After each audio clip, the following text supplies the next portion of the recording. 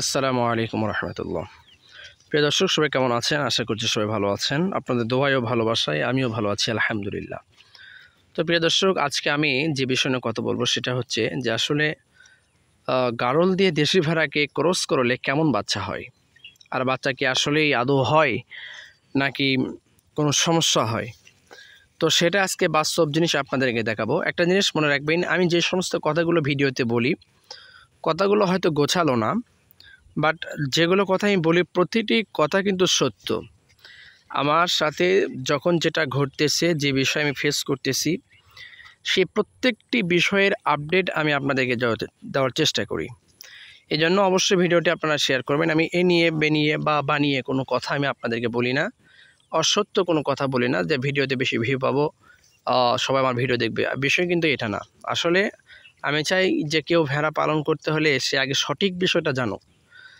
শুধু ভিডিওর থাম্বনেল দেখে যে বছরে 12 লাখ টাকা আয়, মাসে এত লাখ টাকা আয়, হেনদান ইত্যাদি, এই সমস্ত কিছু দেখে অনেক উদ্বুদ্ধ হয়ে লক্ষ লক্ষ টাকা খরচ করে খামার করে ভেড়া কিনে শেষ সময় কিন্তু সে একেবারে নিঃস্ব হয়ে যায়।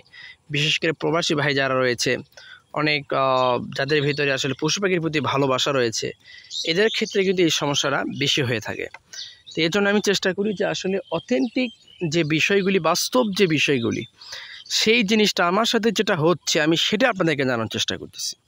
তো অবশ্যই ভিডিওটি আপনারা কিন্তু শেয়ার করবেন। যাই হোক, যে আসলে গারল দিয়ে দেশি ভেড়াকে ক্রস করালে কেমন বাচ্চা হয় বা আদৌ হয় কি না, এটা আজকে আপনাদেরকে দেখাবো। আসলে এই যে আপনাদেরকে যদি দেখায়, এই যে দেখেন, আসলে দেশে একটি ভেড়ার বাচ্চা, এ কিন্তু এখনও বাচ্চা কিন্তু না, এ আসলে একটা বাচ্চা ইতিমধ্যেই দিয়েছে আলহামদুলিল্লাহ। দেখতে ছোট একটা বাচ্চার মতো মনে হলেও, দেখেন, দেখতে ছোট একটা বাচ্চার মতো মনে হলেও এ কিন্তু একটা বাচ্চা ইতিমধ্যেই দিয়েছে। এবং এটাকে আমি ক্রস করিয়েছি, অর্থাৎ যে পাঁটা দিয়ে এটাকে আমি ক্রস করেছি সেটা কিন্তু এই যে গারল পাঁটা, এই যে দেখুন, এটাই কিন্তু সেই গারল পাঁটা।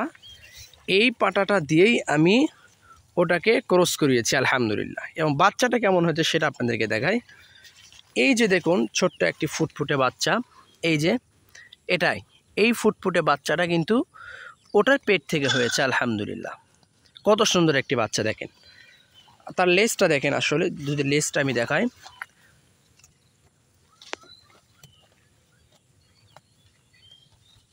এটাই কিন্তু সেই বাচ্চা। এই লেজটা দেখলেন আপনারা।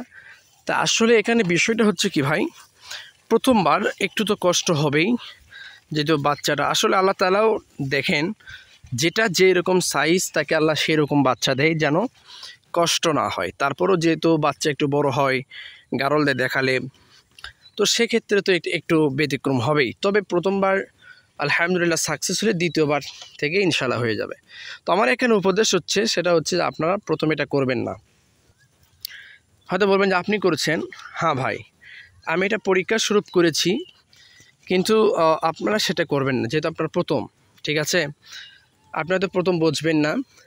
তো এই জন্য আমি বলি যে আপনারা যারা দেশি ভেড়া দিয়ে আসলে ক্রস বাচ্চা নিতে চাচ্ছেন, একটি গারল বা একটি ক্রস বড় পাঁঠা দিয়ে, তো তাহলে আমি আপনাদেরকে বলবো যে দেশি ভেড়া কেনার সময় একটা জিনিস খেয়াল করে কিনবেন। সেটা হচ্ছে যে সাইজে যেন বড় হয়, দেশি ভেড়াটা যেন সাইজে বড় হয়। যে এইরকম এই সাইজের আপনার দেশি ভেড়া কিনবেন, এই সাইজের মা ভেড়া যেটা নেবেন ওই সাইজের নেবেন। তাহলে কি হবে, ওগুলোতে আপনার এরকম পাটা দিয়ে ক্রস করলে বাচ্চা একটু বড় হবে, একটু ভালো হবে। ঠিক আছে, যেহেতু আমার এগুলো এখন একটা অভ্যস্ত হয়ে গেছে আলহামদুলিল্লাহ, আমি যেহেতু সফল, এজন্য আমার কাছে এটা মনে হচ্ছে না। তো এটা আপনাদেরকে বাস্তবে দেখালাম যে আসলে বাচ্চা হয় কিনা আদৌ, এবং বাচ্চাটা কেমন হয়। হ্যাঁ ভাই, হয়। এরপরে যদি আমি আরেকটা জিনিস দেখাই আপনাদেরকে, যে এই যে একটি দেখেন দেশি একটি ভেড়া, এটি দেখুন বাচ্চার মতো, কিন্তু না, সে বাচ্চার মতো দেখতে হলেও তার কিন্তু পেটে বাচ্চা আছে আলহামদুলিল্লাহ। এটা অল্প কিছুদিনের মধ্যেই বাচ্চা প্রসব করবে আলহামদুলিল্লাহ, দোয়া রাখবেন। তো এই হলো বিষয়, এটা আপনাদেরকে জানানোর ছিল। আমি আগে বলছি যে যেটা আমার সাথে ঘটতেছে, বাস্তব যে জিনিস, সেগুলো আপনাদের মাঝে আমি তুলে ধরার চেষ্টা করতেছি। অবশ্যই ভিডিওটি শেয়ার করবেন। আসসালামু আলাইকুম রহমতুল্লাহ।